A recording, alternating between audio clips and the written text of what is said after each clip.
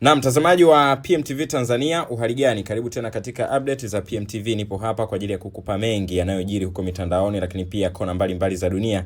Hapa tunakusogezea. Sasa baada ya mauaji ya kiongozi wa juu wa Iran, Supreme Leader Ayatollah Ali Khamenei, hatimaye baada ya kusikia kwamba tetesi na mchakato wa kumweka mtoto wake Bana Mojtabi kuwa kiongozi mkuu wa taifa hilo, ni Supreme Leader, basi Trump naye ameibuka, kwa sababu wao kusudio lao lilikuwa ni kuondosha utawala wa Ayatollah. Na moja kati ya tuhuma kabla ya siku chache kabla ya mauaji, Trump alimtuhumu Ayatollah kuwa ni kiongozi katili ambaye hatakiwi kuwepo na hatakiwi kuiongoza Iran. Iran wanatakiwa kukabidhiwa taifa lao. Na baada ya siku chache likatokea shambulio siku ya Jumamosi na kuondoa safu ya juu kabisa ya uongozi wa taifa hilo, waziri, rais wa zamani.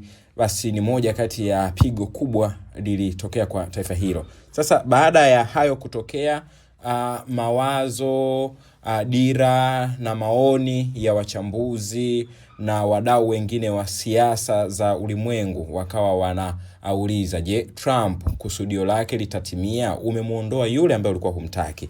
Je, watu wake wale wanaokuja wataishi kwa matakwa yako, watatawala kwa matakwa yako? Sasa hatimaye Trump amesema neno.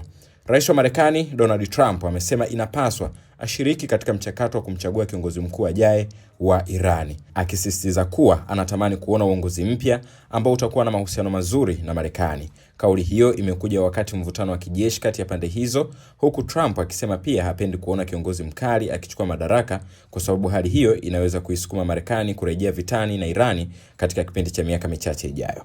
Katika ujumbe wa video aliochapisha baada ya kuanza kwa operesheni ya kijeshi aliyoitaja kama Operation Epic Fury, Trump aliwahimiza wananchi wa Iran kuchukua udhibiti wa serikali yao baada ya operesheni hiyo kukamilika. Aidha, ameripotiwa kupinga wazo la Mojtaba Khamenei kuchukua nafasi ya baba yake Ali Khamenei, akisema Marekani ina maslahi ya kuona uongozi mpya unaoleta mabadiliko katika mfumo wa utawala wa Iran. Trump pia amesema angeona ni jambo zuri iwapo vikosi vya Kurdi wa Iran vilivyopo nchini Iraq vingeingia Iran kushambulia majeshi ya usalama ya nchi hiyo. Hata hivyo, amesema hana wasiwasi kuhusu kupanda kwa bei ya mafuta nchini Marekani kutokana na mgogoro huo, akisisitiza kuwa operesheni ya kijeshi ya Marekani ndiyo kipaumbele chake kikuu kwa sasa.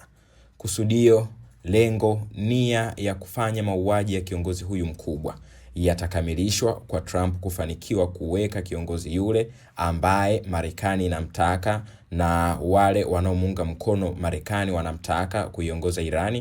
Ni moja kati ya swali ambalo nakuachia na wewe pia. Hii ni PMTV Tanzania. Asante.